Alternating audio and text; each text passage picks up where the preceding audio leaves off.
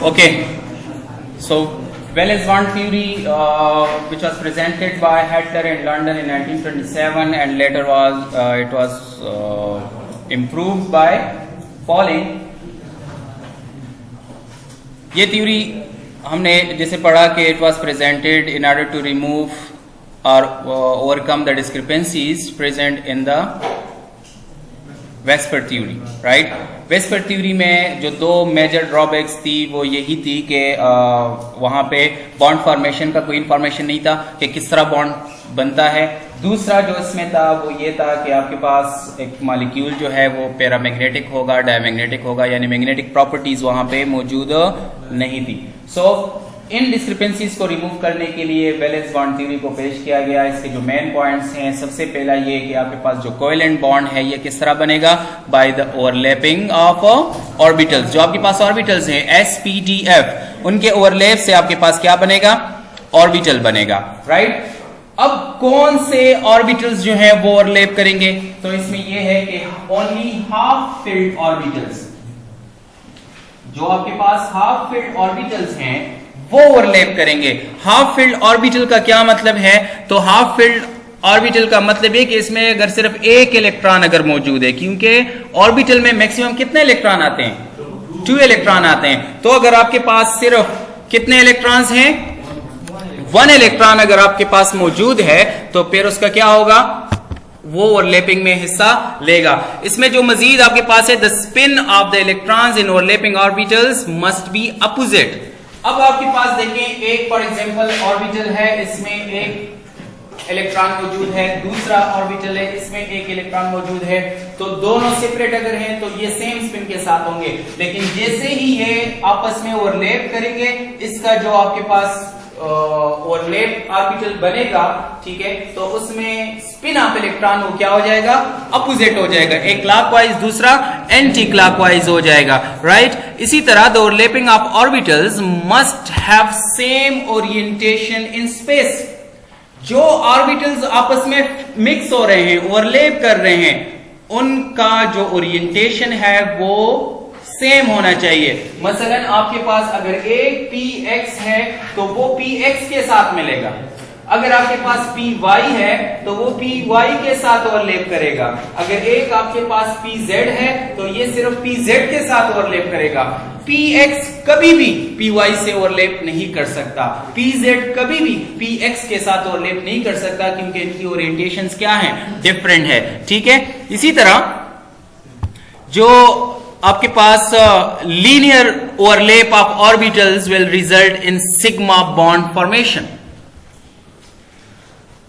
आपके पास जो लीनियर ओवरलैप अगर है, हेड ऑन ओवरलैप अगर कोई आता है, एक ऑर्बिटल दूसरा ऑर्बिटल एक दूसरे का बिल्कुल क्या जाते हैं, हेड ऑन अगर वो ओवरलैप करते हैं, लीनियरली अगर वो ओवरलैप करते हैं, मसलन ये आपके पास लीनियर ओवरलैप है, ये दोनों लीनियरली ओवरलैप हो गए, ये वाला आपके पास लीनियर ओवरलैप है, ये वाला आपके पास लीनियर ओवरलैप है, बिल्कुल हेड ऑन ओवरलैप ये आपके पास है। तो इसके नतीजे में आपके पास क्या बनेगा, सिग्मा बॉन्ड बनेगा।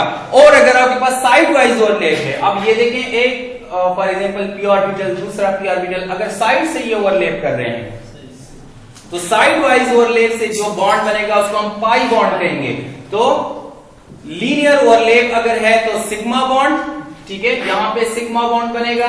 सिग्मा को हम इस साइन से रिप्रेजेंट करते हैं, और पाई जो है वो इससे रिप्रेजेंट किया जाता है, राइट। तो ये आपके पास सिग्मा बॉन्ड तब बनेगा जब लीनियर ओवरलैप होगा, और पाई बॉन्ड तब बनेगा जब साइड वाइज या पैरेलल ओवरलैप होगा। If two orbitals have overlap, a single covalent bond will be formed. In case of additional overlap between other orbitals of the same atoms, multiple bonds will be formed.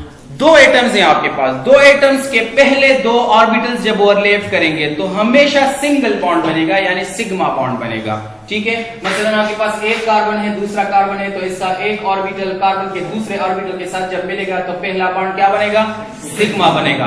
अब इन्हीं दो atoms के दरमियान अगर कोई दूसरा overlap होता है तो वो सिग्मा नहीं हो सकता, वो पाई होगा, क्योंकि सिर्फ एक लीनियर ओवरलैप हो सकता है, दूसरा linear overlap between the same atoms वो पॉसिबल नहीं है। तो दूसरा अगर फॉर एग्जांपल इधर इस तरह कोई केस है तो ये साइड वाइज ओवरलैप हो जाएगा, यानी px एक कार्बन का px दूसरे कार्बन का वो सिग्मा बॉन्ड बना लेगा। अब एक सिग्मा बॉन्ड बन गया, दूसरा अब इसका py और दूसरे कार्बन का py पाई बॉन्ड बनाएगा। अब इस कार्बन के साथ अगर कोई z ऑर्बिटल मौजूद है तो इसके साथ भी pz होगा, तो ये फिर एक दूसरा पाई बॉन्ड ये बनाएंगे। तो पहला बॉन्ड हमेशा दो एटम्स के दरमियान सिग्मा बॉन्ड होगा, सिंगल कोवेलेंट बॉन्ड होगा। दूसरा और तीसरा फिर पाई बॉन्ड्स होंगे, ठीक है। Now the shared electron pair must be localised between the atoms.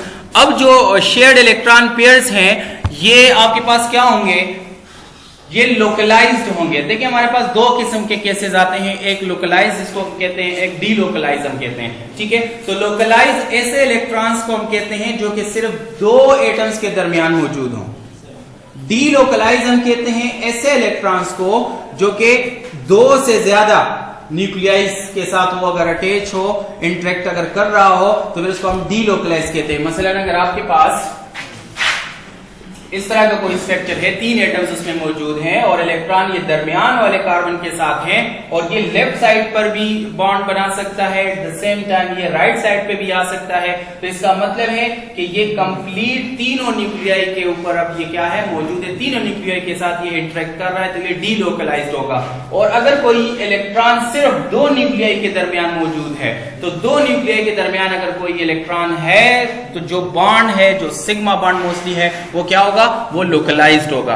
तो सिग्मा बॉन्ड हमेशा लोकलाइज्ड होता है, याद रखें। पाई बॉन्ड जो है वो डीलोकलाइज हो सकता है, पाई बॉन्ड लोकलाइज भी हो सकता है, डीलोकलाइज भी हो सकता है, लेकिन सिग्मा बॉन्ड जो है वो हमेशा क्या होगा, लोकलाइज्ड होगा, ठीक है। इसमें the electron pair is responsible for the repulsive force between atoms. ये जो इलेक्ट्रॉन पेयर होता है बेसिकली ये एटम्स के दरमियान रिपल्सिव फोर्स का जिम्मेदार होता है। दो एटम्स एक दूसरे से अगर दूर जा रहे हैं, एक एटम अगर दूसरे एटम को रिपेल अगर कर रहा है, किस वजह से कर रहा है, इलेक्ट्रॉन पेयर्स की वजह से ये रिपल्शन होगी। And the orbitals having a pair of electrons are unable to take part in bond formation. The orbitals having a pair of electrons, अगर कोई ऑर्बिटल कंप्लीटली फिल्ड है, यानी उसमें अगर दो इलेक्ट्रॉन मौजूद हैं, फिर वो बॉन्ड फॉर्मेशन में हिस्सा नहीं लेगा, ठीक है। तो ये हमारे पास वैलेंस बॉन्ड थ्योरी थी, कंप्लीट ये बॉन्ड फॉर्मेशन पे फोकस कर रहा है। जो समराइज अगर हम इसको कर लें तो वैलेंस बॉन्ड थ्योरी में हमने ये पढ़ा कि आपके पास कोवेलेंट बॉन्ड किस तरह बनेगा, by the overlap of the orbitals, ठीक है। इससे पहले जो थ्योरी ऑफ वैलेंस हमने पढ़ी थी उसमें हमने कहा था कि शेयरिंग ऑफ इलेक्ट्रॉन्स होती है, लेकिन शेयरिंग ऑफ इलेक्ट्रॉन किस तरह होती है, इसने मजीद यहां पे एक्सप्लेनेशन है कि शेयरिंग ऑफ इलेक्ट्रॉन ऑर्बिटल्स के जरिए होती है।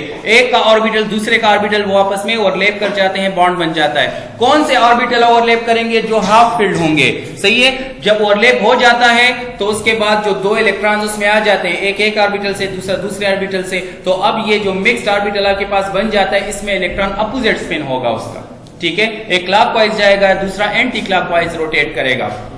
अगर आपके पास लीनियर ओवरलैप होता है तो सिग्मा बॉन्ड बनेगा, अगर आपके पास साइड वाइज ओवरलैप होता है तो उससे क्या बनेगा, पाई बॉन्ड बनेगा, राइट। पहला बॉन्ड जो भी बनता है दो एटमों के दरमियान वो हमेशा सिग्मा बॉन्ड होगा, वो लीनियर ओवरलैप से बनेगा। उसके बाद इन्हीं दो एटम्स के दरमियान अगर कोई दूसरा या तीसरा बॉन्ड बनता है वो पाई बॉन्ड होगा, वो उसमें पाई इलेक्ट्रॉन्स मौजूद होंगे, ठीक है।